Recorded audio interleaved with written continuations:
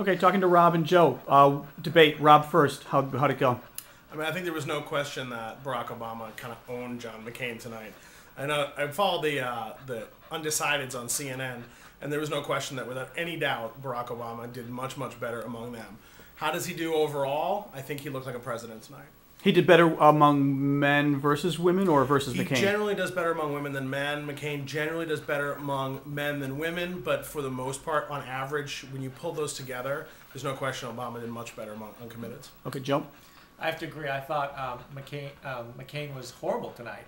The format did not work for him. He looked like an old man wandering around on the stage.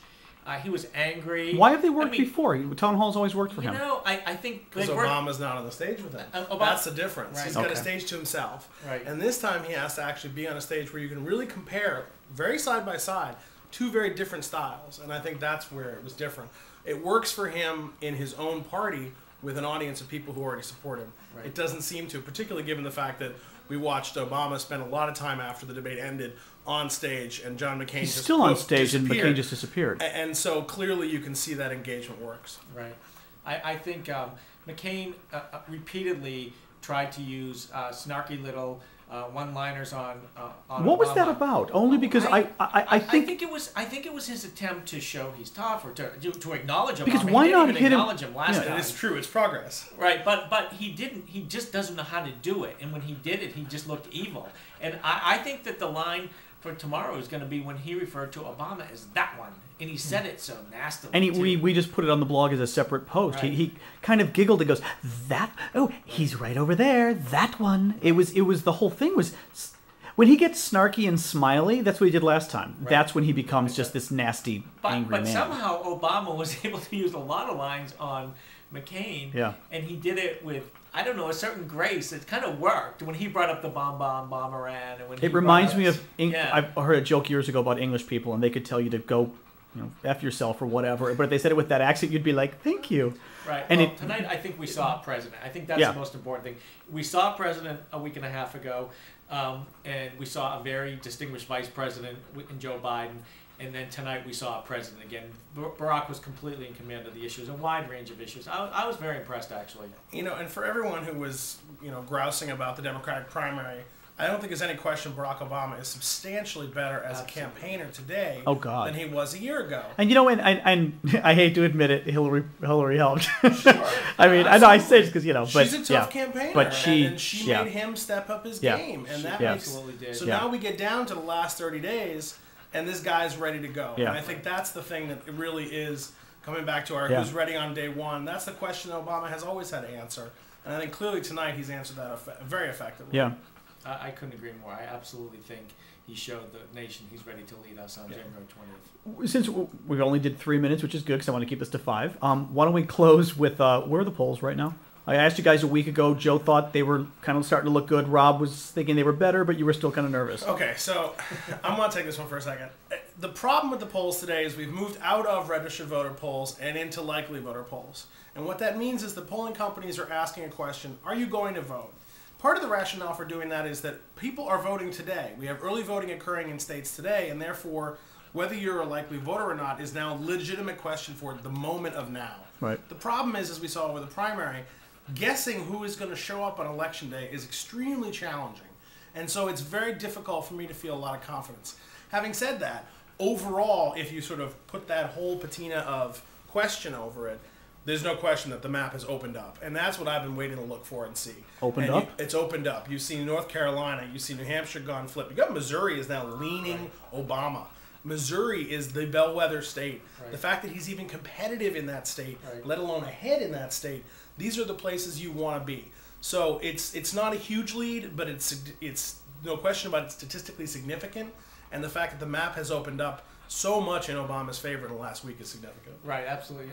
Obama isn't. We're not worried about any of the states that John Kerry won. Obama has locked them up. Oh, that's interesting. We're now in a battleground for states like North Carolina, Virginia, Indiana, Ohio, Florida, as you mentioned, Missouri. Yeah. The fact that Colorado, Nevada, New Mexico, those are states John McCain should have wrapped up by now, and they are slipping out of his grasp.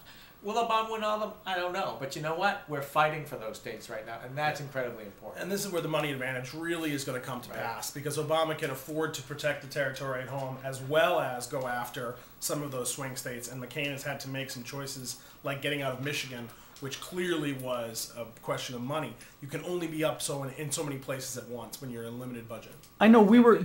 I also just think the other thing is the money is also paying for the field operation in those states. Oh, absolutely. Getting out the vote, and they are getting out the vote right now. In Georgia, the early voting has started, and early voting is 40% African American. And I think this is why I'm so skeptical about polling and figuring out who a likely voter is.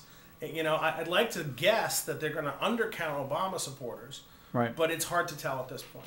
Right. What I was going to ask you really quick, Joe. What were you just talking about? Had my McCain moment. You had just said something. The money. I was going to say. I know you'd written maybe a month or two, maybe even 2 months ago. You were warning that even though it looked like Obama had so much money, when you added in how much money the RNC had, things started getting kind of scary. Now I'm reading in the last 2 days or even the last day, that even when you count the Republican Party money, Obama is still ahead, which is why he's doing 3 times the amount of ads or something, or 3 times the spending on ads that McCain's doing. How did that happen? What turned around with the money? McCain is limited to spending $84 million because he's in the public financing system. Right. And the RNC has raised a boatload of money. Sure. They have, and they've outraised the DNC. The thing is, Obama is not limited. Obama had some money left over from the primaries because he had a good fundraising role.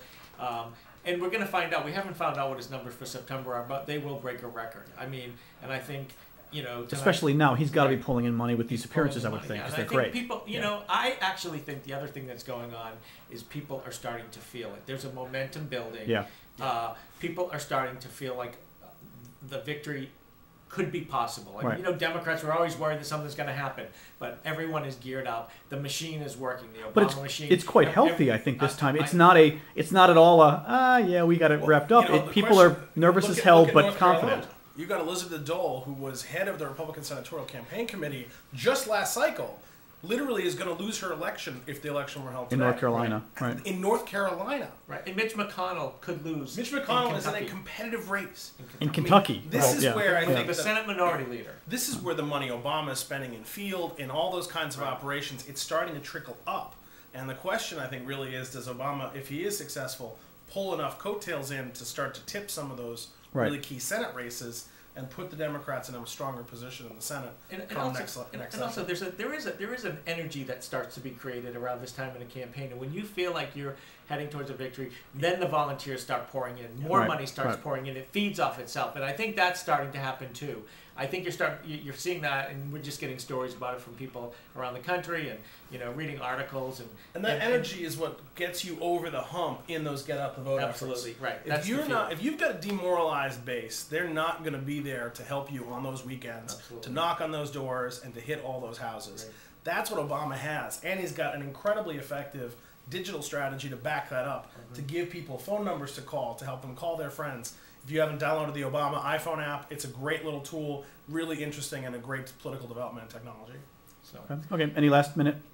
I like where we are right now, and I like where we're heading. I wish the election were today. I do too. Okay, well then that's good. That means you do like where we are finally, Rob. Yes. It's just we're 3 weeks away, so it's still nervous got being. Plenty of time left. 28 days. Yes, there's a lot of time left. 28 days, the amount of time one spends in therapy. Thanks, guys. Thanks.